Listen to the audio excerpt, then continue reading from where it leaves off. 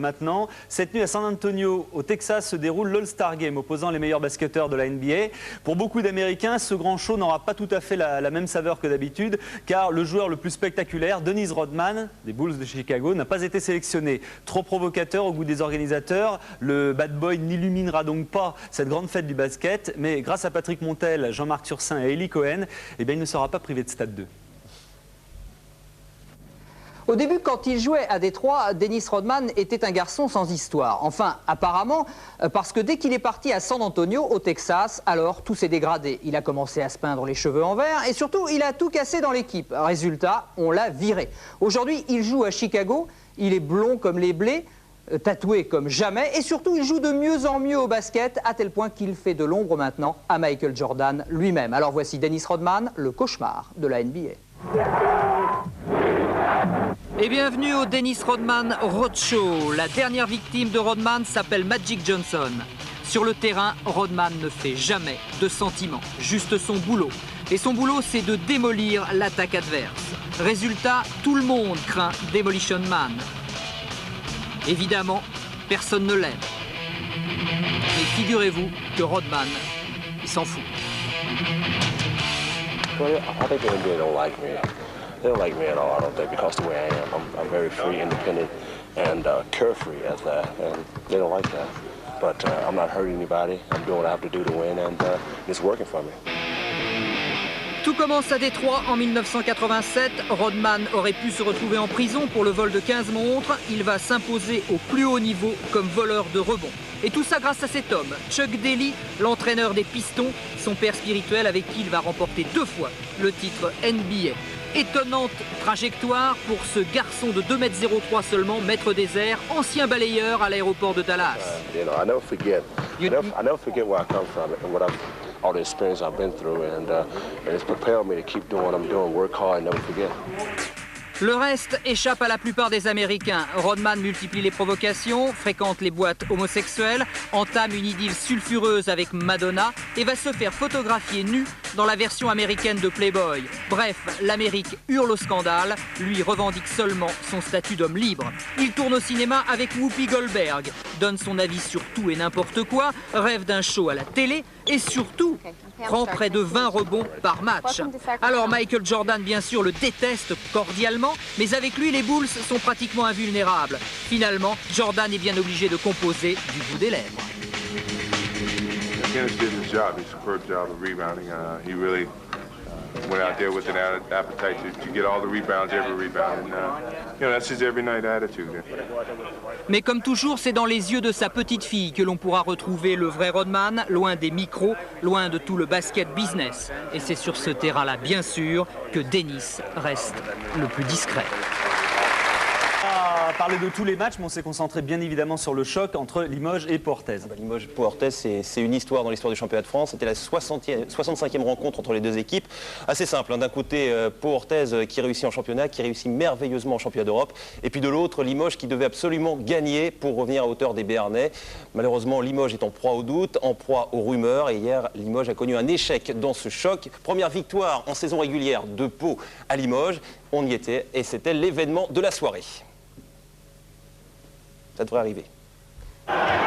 Traditionnel match d'espoir en levée de rideau avant un match plein d'espoir pour le CSP Limoges. Il y a eu quelques remous, ça fait partie de... Ça veut bien dire que le club est vivant tout simplement, qu'il a des hauts et des bas et qu'il existe. Pour moi c'est important, alors le principal pour nous maintenant est de réagir. À Beaublanc, le public est bien présent. Il est de retour aussi, Richard Dacoury. Il est revenu, enfin, le beau jeu de Limoges. Une défense agressive, des contres inspirés, avec à la conclusion le capitaine du CSP, histoire de mener de 7 points après 13 minutes de jeu. Seulement en face, sur le banc, il y a Michel Gomez et surtout des jeunes solides. Fautou et Dubos rentrent en jeu, Dubos qui s'illustre immédiatement avec ce dunk rageur. 30-27, Pau mène de 3 points à la pause, le public commence à douter. Début de seconde période, malgré l'excellent travail de Marc Mbaya, Limoges lâche progressivement. Le panier assassin, c'est sans aucun doute ce tir à 3 points d'Antoine Rigaudot. Il est à 8 mètres et ça rentre. Pau s'impose 71-62. Le CSP s'est beaucoup donné, il pensait enterrer l'élan béarnais. C'est lui qui a baissé pavillon. Mais vous savez, il faut se méfier parce qu'en play-off, ils seront là.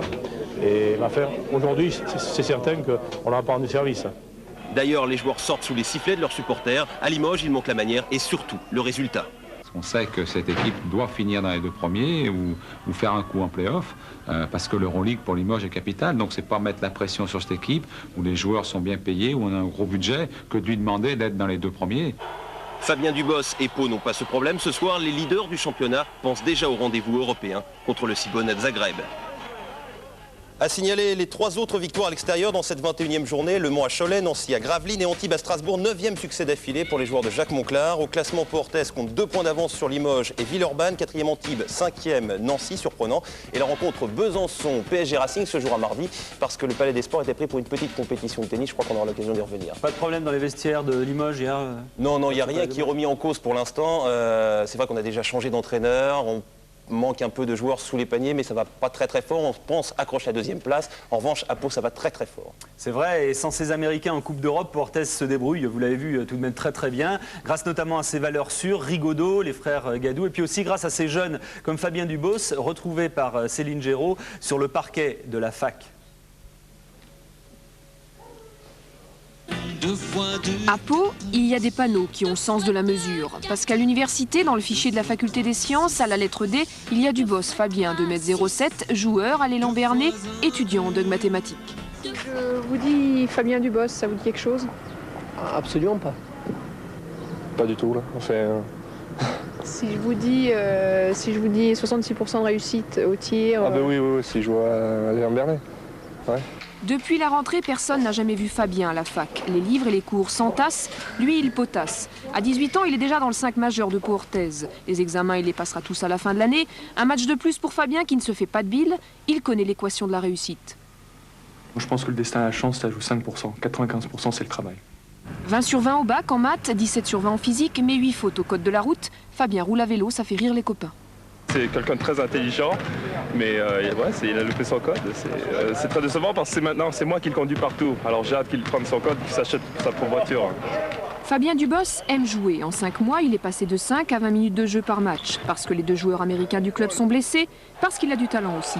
En 8e de finale de Coupe d'Europe contre Barcelone, il a été impressionnant en rebond, en défense et en contre-attaque. L'élève fait ses classes, les maîtres lui donnent de bonnes notes. Je crois qu'à l'école, il a dû bosser pour avoir des bons résultats à l'école et je crois qu'il va bosser dans tout ce qu'il entreprend. Je crois que son culot, son impertinence par moment fait qu'il arrive à passer les adversaires facilement. L'an passé, Dubos a failli partir jouer aux États-Unis. Mais Los Angeles, c'était trop loin de Gimont, dans le Gers où vivent ses parents. À Pau, Fabien n'est qu'à 100 km de son village natal et tout près du joueur qu'il préfère, le numéro 11, dont le poster tapisse toujours le mur de sa chambre. Il admire quand même Rigaudot. Vous avez vu, Rigaudot, il prend soin de lui, là, il regarde, il explique. C'est normal qu'il ait un apprentissage, même s'il a physiquement. C'est un jeu, c'est quand même un jeune, hein, il a 18 ans.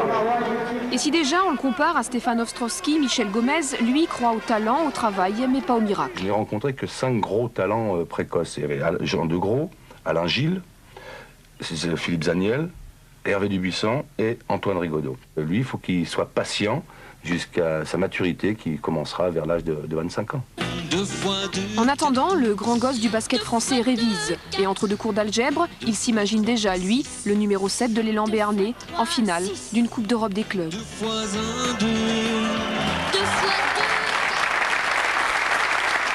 Eric Anzo.